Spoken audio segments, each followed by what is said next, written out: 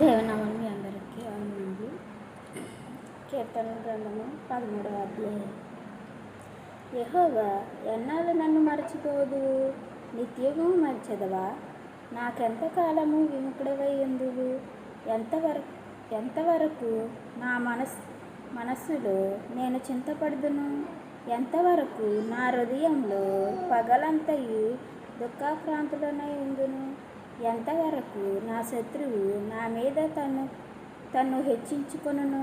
యెహోవా నా దేవా, నా మీద దృష్టియుంచి నాకుత్తరమిమ్ము. నేను మరణనిద్ర నొందకుండాను వాని గెలిచితినని నా శత్రువు చెప్పుకొనుచున్నాడు.